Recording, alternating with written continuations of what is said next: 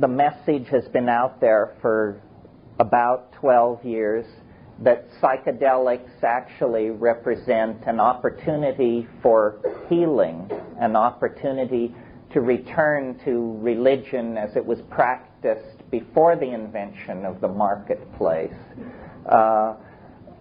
And I'm very pleased as I go around meeting people and discussing this issue to see how much of the youth culture has become sensitive to the psychedelic issue.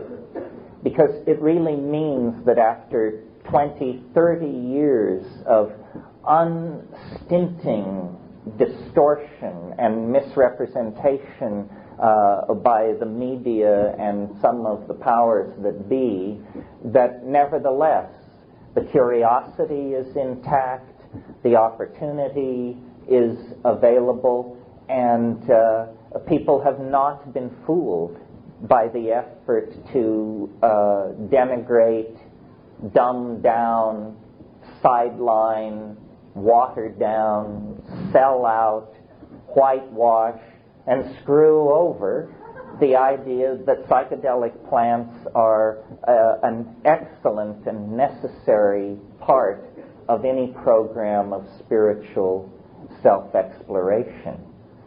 I'm not going to talk that much about this today because I think it would be preaching to the converted. I'm not even going to remind you that our evolutionary heritage lies in the use of psychedelics, that it was in all probability psychedelics that called forth our humanness. I've talked about this in numerous forums. It doesn't have to be particularly gone over today. Since this is a hometown crowd, since this is peer review, I would rather go to some of the stuff that plays more with more resistance in Des Moines and Cleveland and beta test it here. While there's still time to recant. San Francisco is an incredibly forgiving town. If you need to go somewhere and make a mistake, this is probably the place. Anyway, after I've been altering my consciousness pharmacologically since I was 18, then trying to fold it back into the database of the culture to make sense of it mathematically, religiously, philosophically, historically, artistically, so forth and so on. And my conclusions become more and more radical. Last night in Sacramento, I lectured the psilocybin's impact on human evolution, and they quoted some anthropologist somewhere who wouldn't even give his name for the attribution of his no comment, saying it was too radical to even be considered. And I thought to myself, and the problem is, it's the most respectable idea I've got.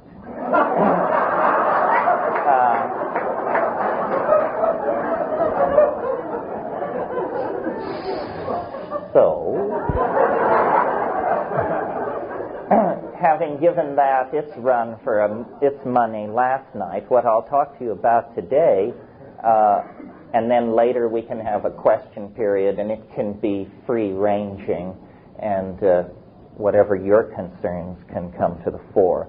But it occurs to me that science has very radically failed, and it's an unusual point to make, because we live in the impression that science is somehow at the pinnacle of its explanatory powers, and that it is going to give us clean air, better societies, safer sex, better entertainment, and ultimately some kind of explanation about how the universe really works. And in the past year, like happy kittens, they have dragged in and dropped on our doorstep the top quark, which is something to find out there in the bulrushes.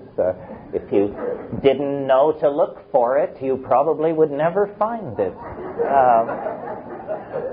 But nevertheless, for all of its capacity to razzle-dazzle, science has some serious drawbacks, some serious limitations that psychedelic experiences make more starkly evident, I think, simply because psychedelic people then compare the full spectrum of their experience to the paradigm they're being offered.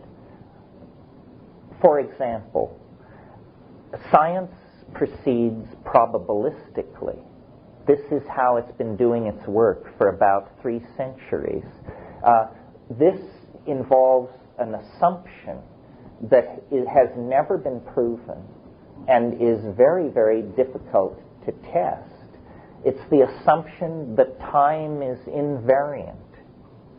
You see, probability theory rests on the idea of experiment. Science proceeds by experiment. But built into the concept of experiment is this very fishy notion called the restoration of initial conditions. And it turns out that there ain't no such creature. You can never restore initial conditions. A way of putting it is you can never go home again. Heraclitus said we never step into the same river twice. If you're paying attention, you might notice that means we never step into the same river once. Right? You see, science is a historical process that began with the Greeks and naturally dealt with the simpler questions first. And the simpler questions are, what is the world made of? How does it work? The complex questions are things like, what is language and how do we know truth? The Greeks sort of bridged that one. But they had this idea that because God was perfect, the universe should behave according to models of mathematical perfection. And so the planets were assumed to go in perfect circles, and the classical objects of Aristotelian geometry were made the basis of science. Now, one by one, over time, these perfect mathematical objects have had to be dumped and gotten rid of because they came into contradiction with observation. The difference between Ptolemaic astronomy and Copernican astronomy is that Ptolemaic astronomy does all its calculations with perfect circles within perfect circles. And what Copernicus said was, wouldn't it be simpler to use ellipses? And then you only have to use one ellipse rather than circles within circles within circles. But the leap of faith, or the leap of understanding that you have to make there, is the understanding that nature doesn't, the planets don't move in perfect circles. They're not gods. They're balls of rock obeying the laws of gravitation, keeping them in orbit. So one by one, these perfect objects of Greek mathematical explanation were abandoned.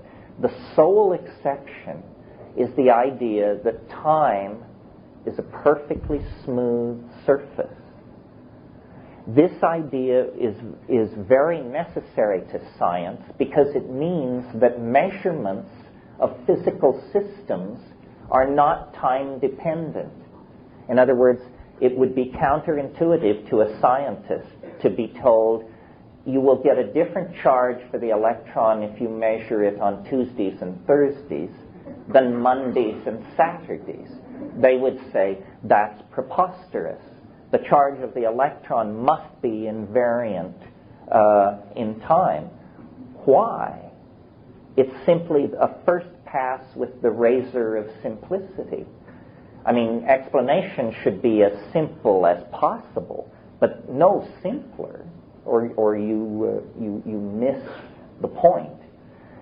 So when we look at complex phenomenon, like the fall of empires, love affairs, corporate takeovers, social revolutions, these things never happen the same way twice.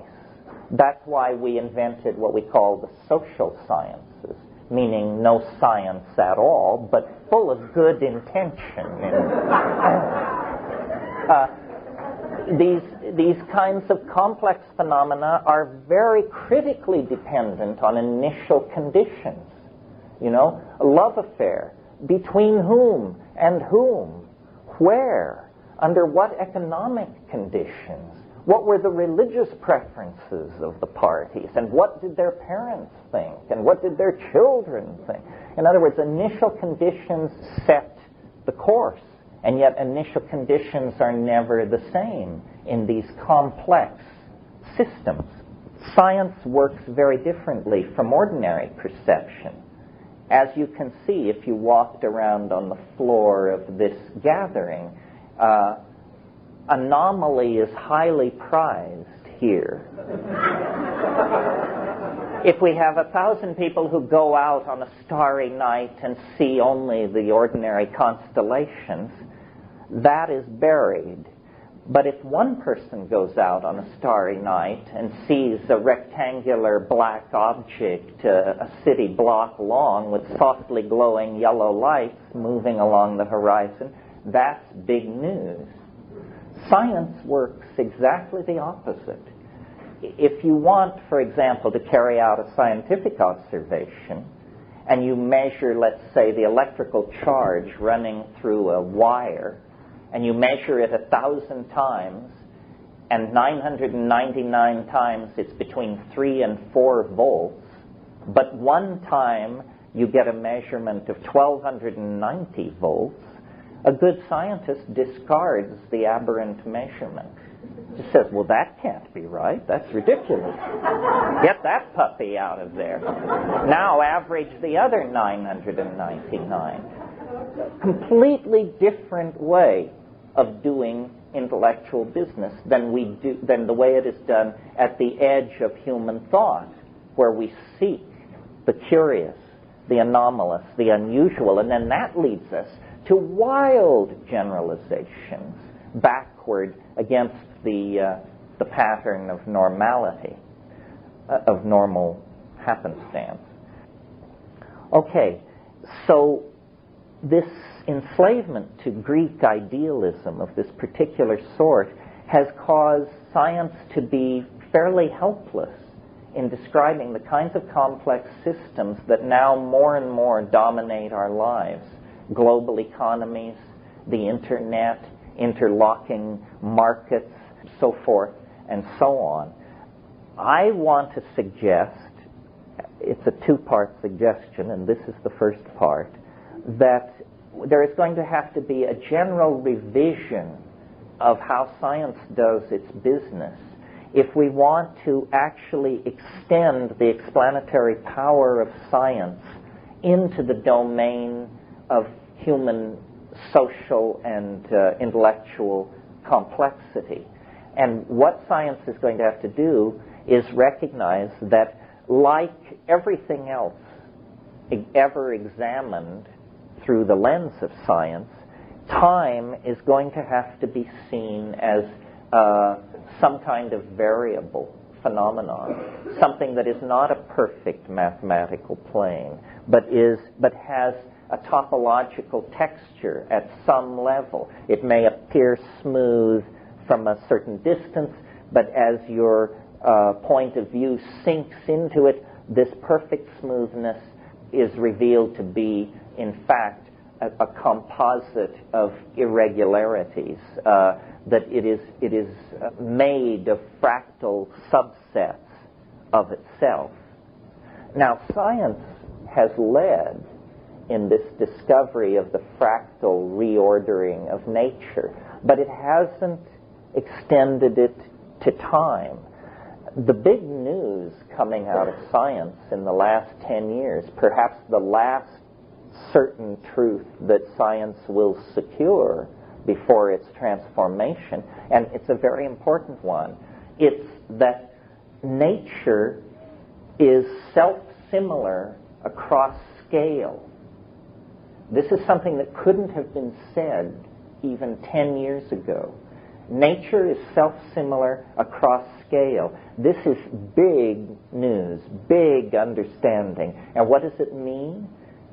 Well, it means, I'm sure you all have pondered the similarity between the structure of an atom, a galaxy, and a solar system. And if you inquired about this, you were told it's coincidence. Well, P.W. Bridgman is the person who pointed out that a coincidence is what you have left over when you apply a bad theory. You see?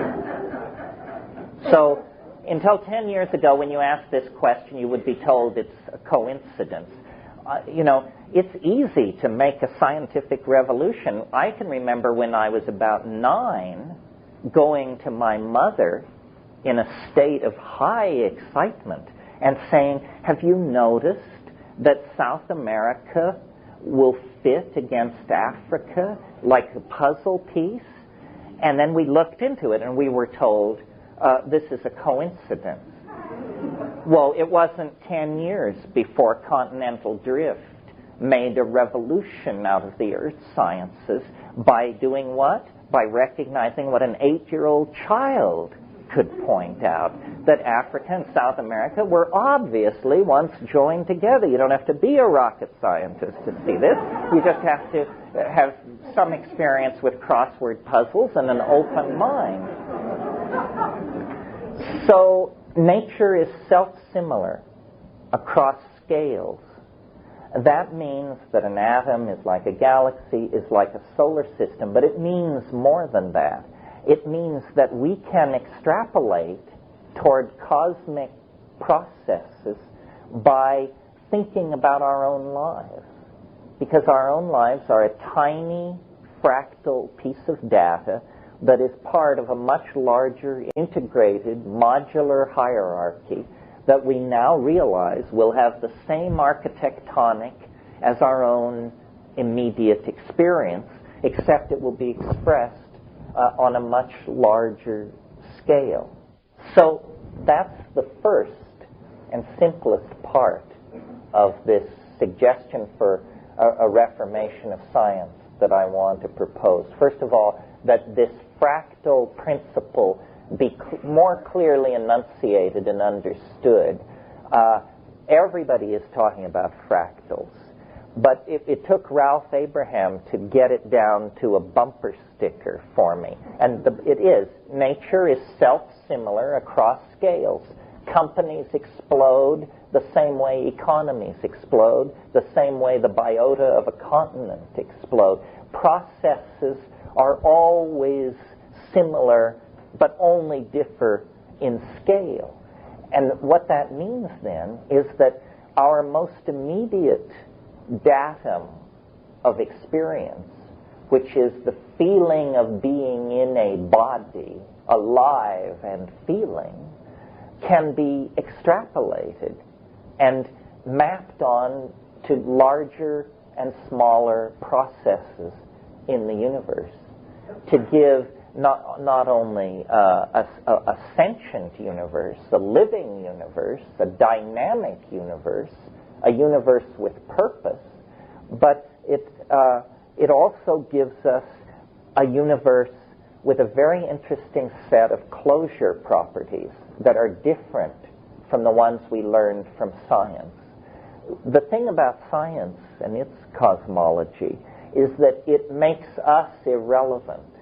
We're told that we are an accident around an ordinary star, in an ordinary galaxy, in an ordinary portion of the local supercluster, and it's just ordinary, ordinary, ordinary, nothing to be excited about. And then, you have existentialism, which says, well, then if you want to get excited, you have to admit that you're just doing it on your own hook. This is called conferring meaning rather than discovering meaning. We confer meaning, the existentialists tell us, and it's good as long as it lasts, and then that's nothing too. But all of these conclusions have been based on ignoring a second fact about nature that is as cogent as its fractality, and far more important for us, I believe. And this second factor is that the further back in time you go, the slower everything unfolds. Our present domain of experience is a domain of furious activity.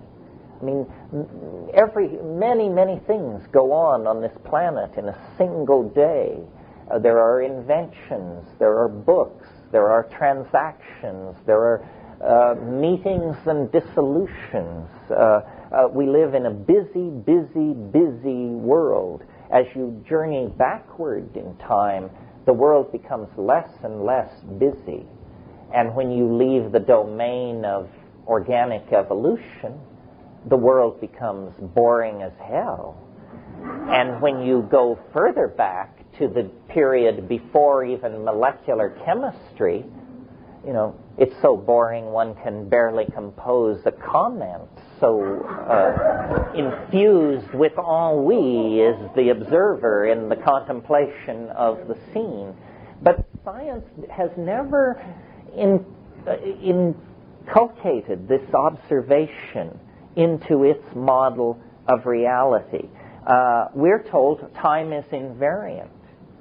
Therefore, this notion of speeding up or of complexity in some parts of time and not in others, it must be an artifact of observation. It must be an illusion or a mistake. It isn't real. But I maintain it is one of the most persistent facts about reality. And I've spoken of it here in terms of things get simpler as you go backward in time.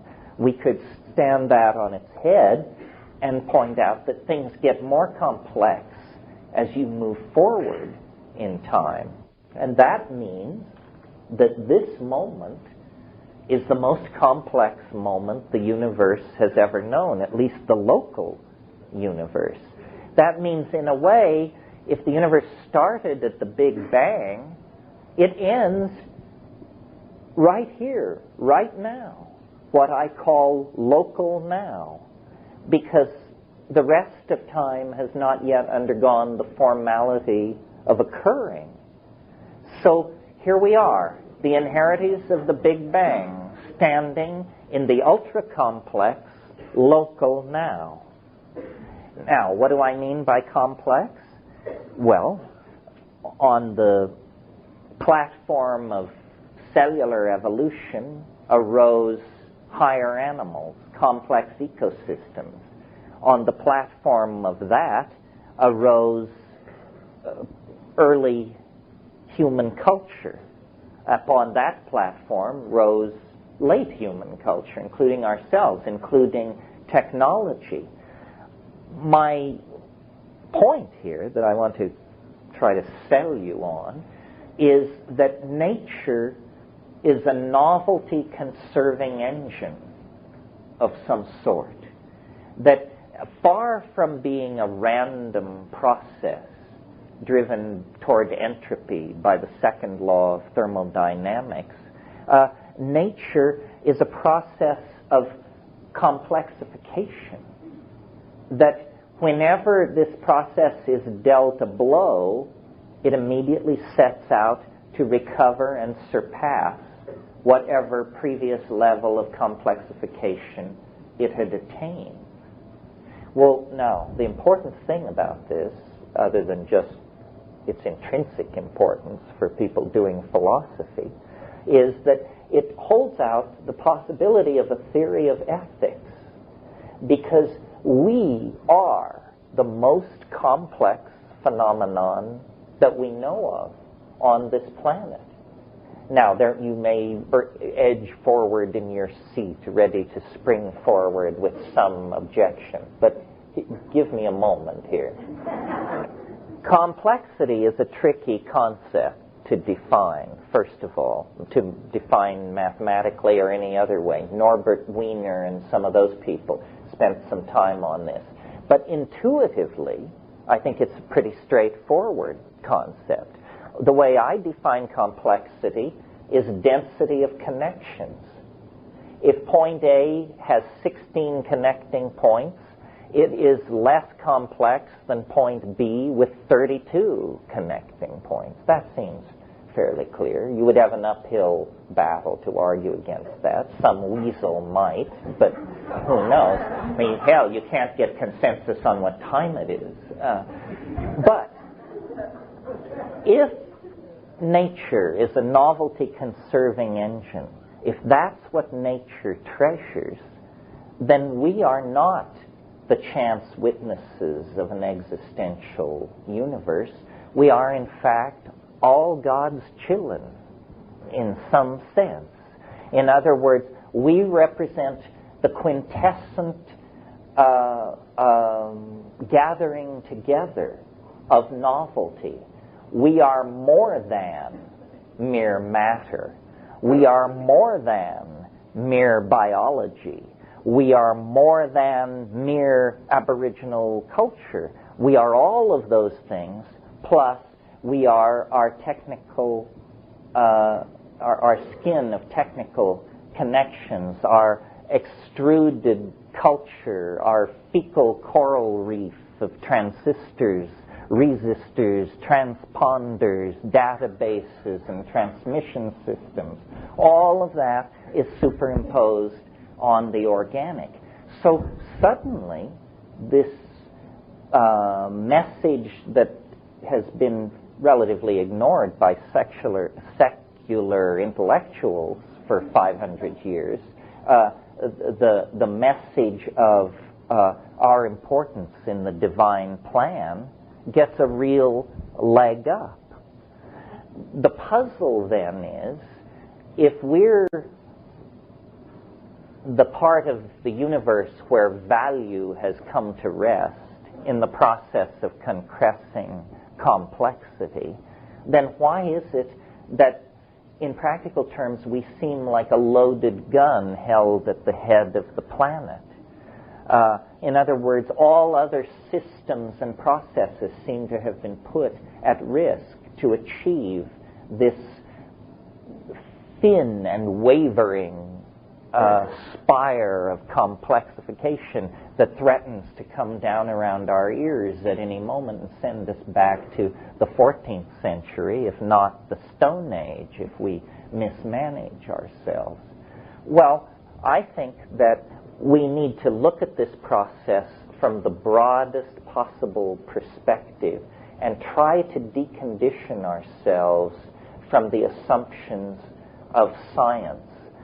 Every theory has what I call a hard swallow. I mean, because every theory is horseshit in some sense. You know? I mean, truth is known in silence. So if you're going out of that area, you should expect some rather peculiar blemishes on the enterprise. So every theory has a hard swallow. Science, their hard swallow, is what's called the Big Bang. The idea that the universe sprang from nothing for no reason whatsoever in a single moment. So notice that whether you find that persuasive or not, it is the limit test for credulity. Do you understand what I mean? I mean, if you will believe that, what would you dig in your heels on? I mean, if you would believe that, then my family has a bridge over the Hudson River that we are willing to let go for a song, and you could really get in on something good there. The Big Bang is completely improbable, utterly improbable. It is the most improbable of all improbabilities. So just remember that when the fascism of science is telling you that astrologers don't know what they're talking about and somebody else doesn't know what they're talking about. I mean, science has built a house of cards on worse than sand, quicksand. I would like to propose a completely different theory, which sounds, I know, far-fetched, but I think it answers certain problems that can't be reasonably dealt with otherwise. I would like to propose that the universe is headed toward a singularity. Not that it was born in a singularity and has been blasted outward with the unraveling of the laws of physics ever since, but rather the idea that the universe is not a purposeless explosion running down into entropy, but in fact the universe is some kind of process that is running along fairly well-defined runnels, or what the British biologist C.H. Waddington called creodes. In other words, it is not, again, it is not a flat surface over which we are free to lurch and careen in some kind of random walk or parody of Brownian motion. It isn't that at all. It is a topology. It is a surface, a slalom, whose high walls confine us as we move deeper and deeper into the process of complexification. And we move into that process faster and faster and faster. And this is where it gets woo-woo, because I am, willing to say I'm convinced, anyway. I'm willing to say I'm convinced that history is the enunciation of the nearby presence of a transformational event.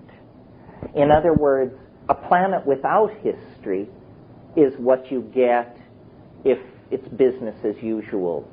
The chipmunks dig their burrows, the hummingbirds fertilize the nectar, the trumpet flowers, the ants dig out the ground. Everything proceeds normally.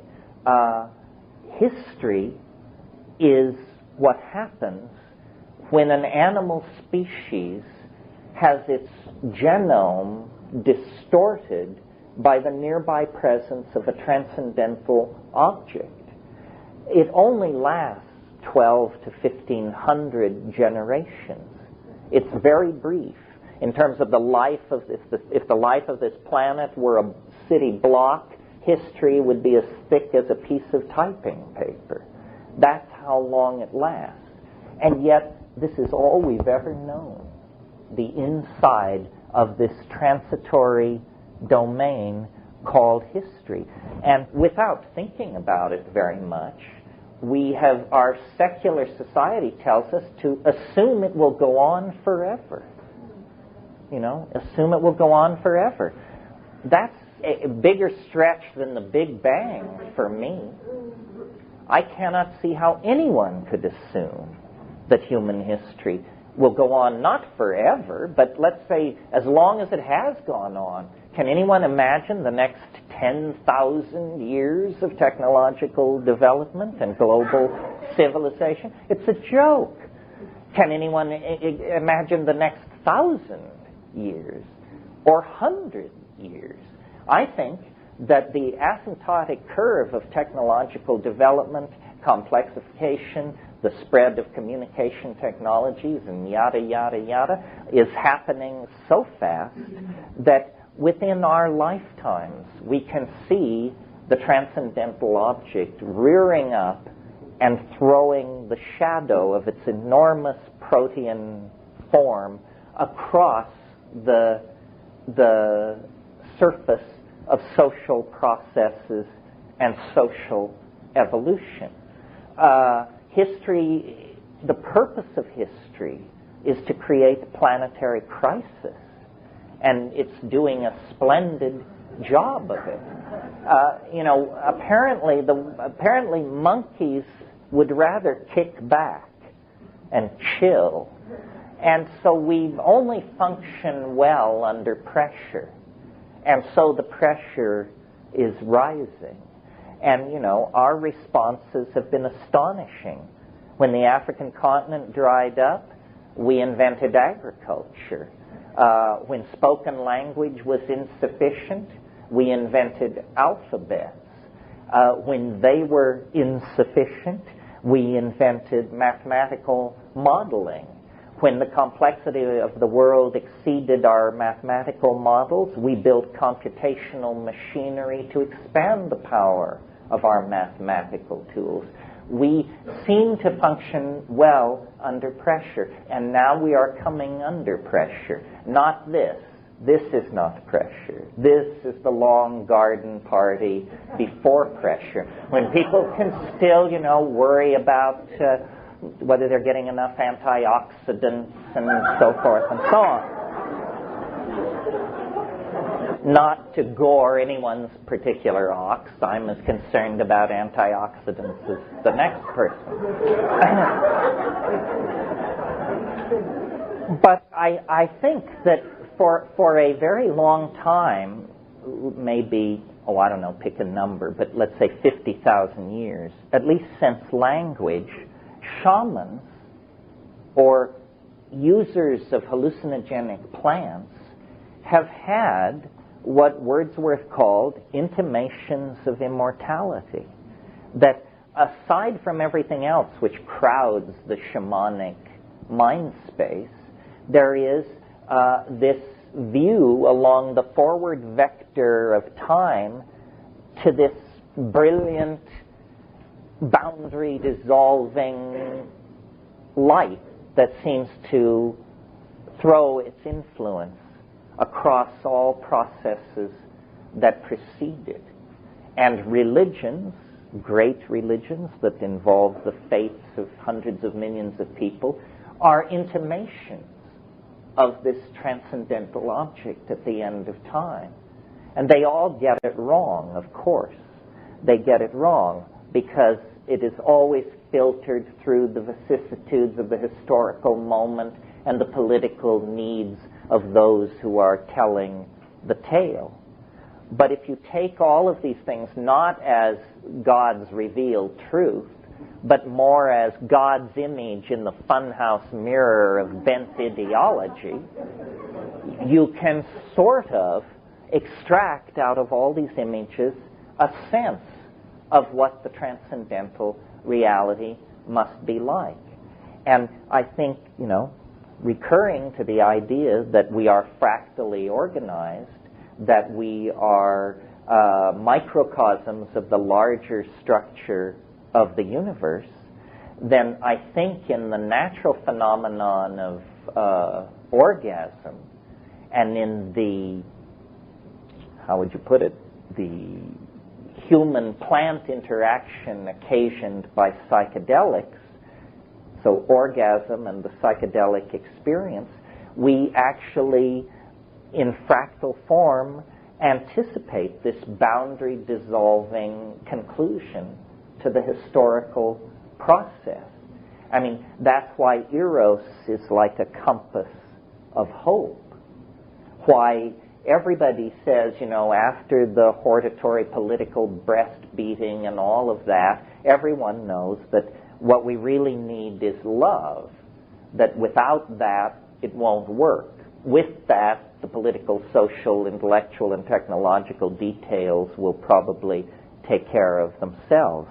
But love, in the heart of a monkey, which is what we are, is an effort to image this transcendental thing at the end of time.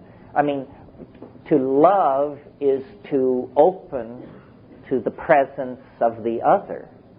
And that's a very, very profound boundary dissolution. Ultimately, at death, I think probably the only way you can meet death fully in command of your faculties is to love it, to surrender to it. Well, we each can make whatever peace we can or cannot make with our own death, but we get much more agitated when we contemplate the death of the species or the death of the planet, because that seems to involve such higher stakes, such greater loss. What I observe in nature is nature is a very high-stakes gambler. You know, nature is like the good shepherd in the gospel story. I mean, she will leave the 99 to save the one that is lost. Her interest in complexity and her willingness to allow it to adumbrate in ourselves to such excruciating levels is basically a willingness to put every gray whale, dandelion, parakeet, and spotted owl on notice that the human enterprise is somehow an acceptable risk for them to endure. And I think that the way psychedelics play into all of this is by being boundary dissolving, by being deconditioning agents, they strip from your eyes this downer trip that we have inherited out of a scientific model of reality. We are not lost in a mute, uncaring, purposeless universe. How anybody could ever suppose this? It takes an extraordinary power of the denial of simple observation to come to this conclusion. Nevertheless, this is what modern science tells us. If this isn't obvious to you, then you probably need to do 5 grams in silent darkness on an empty stomach and just weigh the various ideas that are being peddled in the intellectual marketplace. You know, Big Bang, God's love, transcendental object at the end of history. It's a small number of items on the menu.